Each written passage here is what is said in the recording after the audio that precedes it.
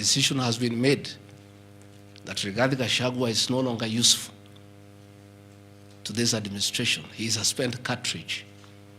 His work was to help fight Uhuru Kenyatta and get President William Ruto to power. And thereafter, he is of no use. So he should be dispensed with, and somebody else can be appointed against the will of the Kenyan people. That is the viciousness that we are even fighting the dead. How insensitive can we be? What is this power thing?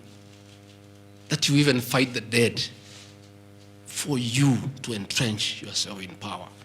I have seen companies listed just to create an impression that Rigathi Gachagua is doing business. I want the people of Kenya to know that Rigathi Gachagua was a businessman before he became a politician. And he had a life, and that life is part of his history. So getting companies 15 years ago, 13 years ago, 10 years ago, and publishing them.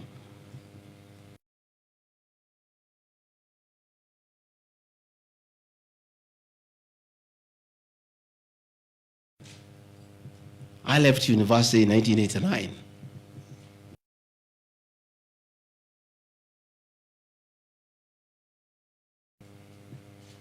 Up to the year 2002.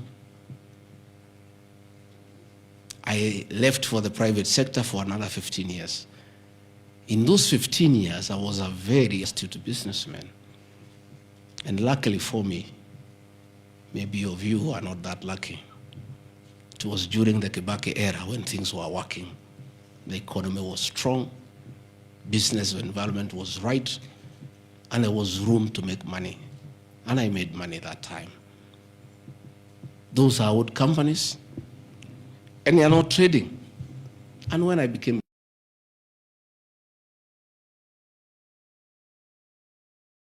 my children, and I told them to continue doing business and not to do business with government because I don't want conflict of interest.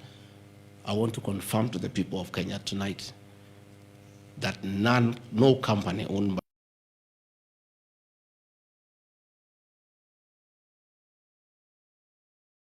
Honorable Mutuse or anybody else linking the Gachagua, the Rigathi family with business deals with the Kenya government.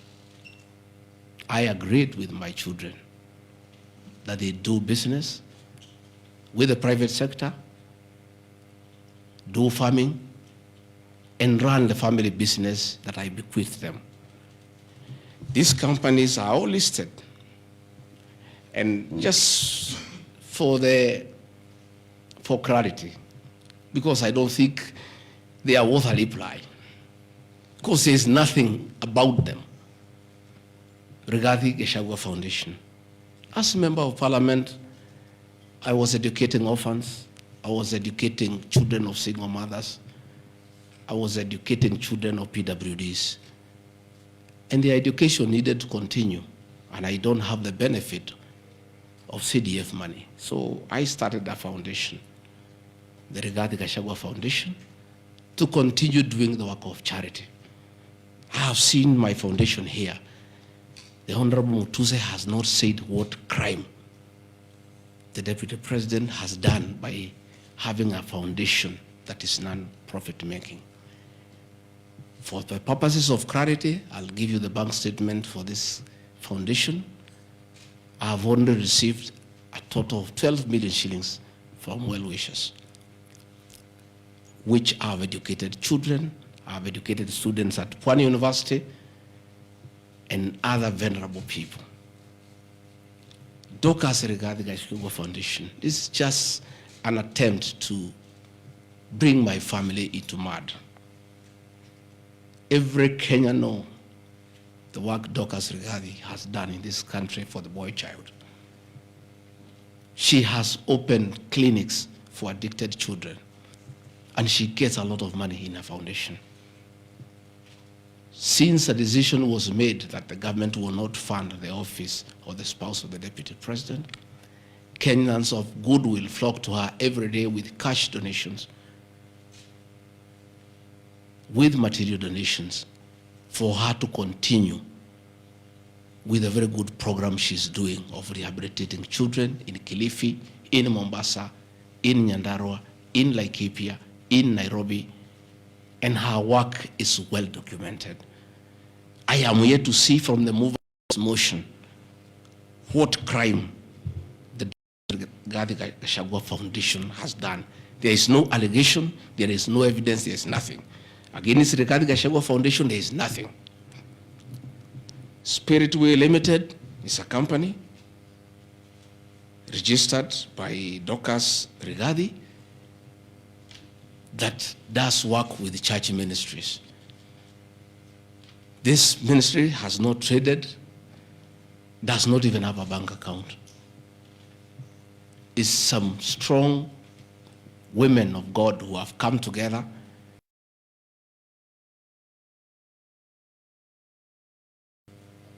to preach the gospel. The mover of this motion has not indicated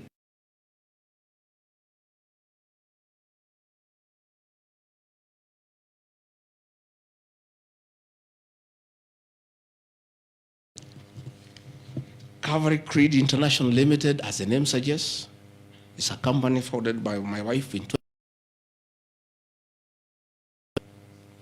again on evangelism and activities to do with the Church of Christ.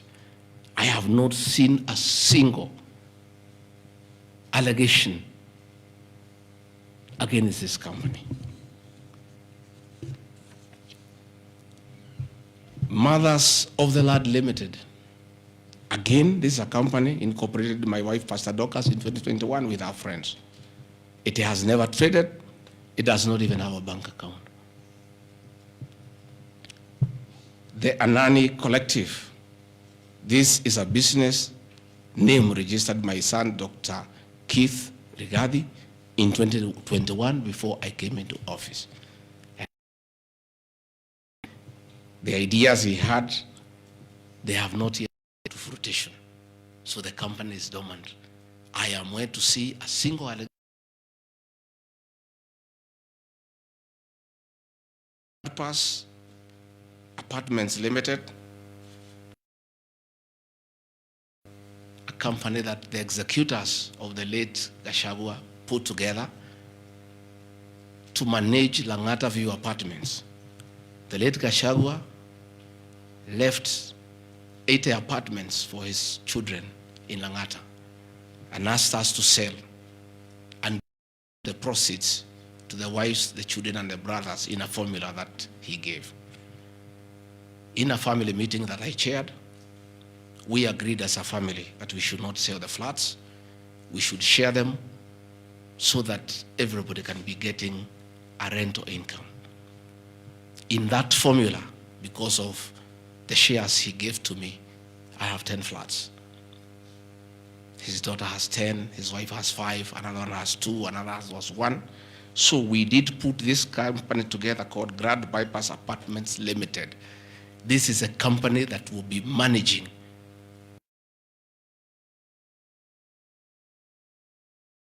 the estate of the late Gachagua. Again, this company has been put here by the Honorable Mutuse as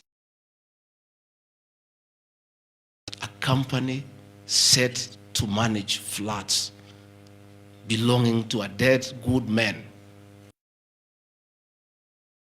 future of his children. And in his death, he is being haunted on nonsensical allegations, simply because a decision has been made that regarding Gachagua is no longer useful to this administration. He is a spent cartridge. His work was to help fight Uhuru Kenyatta and get President William Ruto to power. And thereafter, he is of no use. So he should be dispensed with, and somebody else can be appointed against the will of the Kenyan people. That is the viciousness that we are even fighting the dead. How insensitive can we be? What is this power thing? That you even fight the dead for you to entrench yourself in power.